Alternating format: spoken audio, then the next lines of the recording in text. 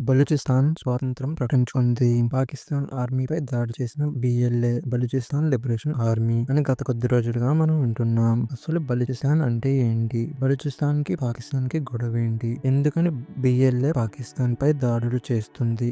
అనేది ఈ వీడియోలో తెలుసుకుందాం. ఇక స్టార్ట్ చేస్తాను. బలూచిస్తాన్ గురించి తెలియాలంటే మీకు పాకిస్తాన్ గురించి ఒకసారి చెప్పాలి. మనకు మన దేశంలో ఏ విధంగా అయితే రాష్ట్రాలు ఉన్నాయో అలాగే పాకిస్తాన్‌లో కూడా రాష్ట్రాలు ఉన్నాయి.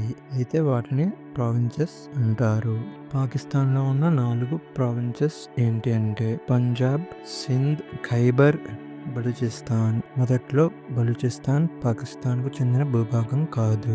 భారత్, పాకిస్తాన్ విభజనకు ముందు వరకు బలూచిస్తాన్ ప్రత్యేక రాజ్యంగా ఉండేది. పాకిస్తాన్ ప్రత్యేక దేశంగా ఏర్పడిన తర్వాత సైనిక ఒత్తిడి మరియు రాజకీయ ఒప్పందాల ద్వారా పాకిస్తాన్ బలూచిస్తాన్‌ని విలీనం చేసుకుంది. 1948 మార్చి 27న కలాబ్ ఖాన్ బలూచిస్తాన్ పాకిస్తాన్‌లో విలీనం చేసినట్లు ప్రకటించాడు. బలూచి ప్రజలు దీన్ని ఒప్పుకోలేదు.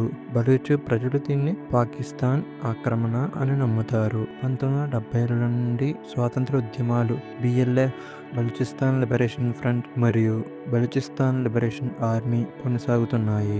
బలూచిస్తాన్ పాకిస్తాన్ యొక్క 4 ప్రాంతాల్లో అతిపెద్ద ప్రావిన్స్, కానీ జనసంపద తక్కువ. ఇది ఇరాన్ మరియు ఆఫ్ఘనిస్తాన్ సరిహద్దులతో ఉంది. బలూచిస్తాన్ యొక్క రాజధాని క్వెట్టా. దీని యొక్క జనాభా 1,20,00,000.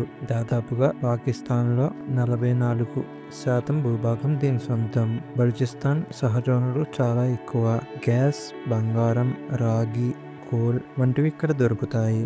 బలూచిస్తాన్ స్వాతంత్రం కోరుకోవడానికి ప్రధాన కారణాలు ఏంటంటే ఇక్కడ దొరికే సహజ ఖనిజాలతో వచ్చే సంపదను పాకిస్తాన్ తమ ప్రాంతాలకు మాత్రమే వాడుకోవడం, బలూచిస్తాన్ అభివృద్ధి చేయకపోవడం, నీరు, విద్య, ఆరోగ్య సదుపాయాల కొరత వంటివి దీనికి కారణం. చైనా ఇక్కడ గ్వాదర్ పోర్టును నిర్మిస్తుంది, కానీ దీంట్లో బలూచి ప్రజలను పనులకు తీసుకోరు. ఇటువంటి అనేక కారణాలు వారు స్వాతంత్రం కోరుకోవడానికి కారణం అయ్యాయి.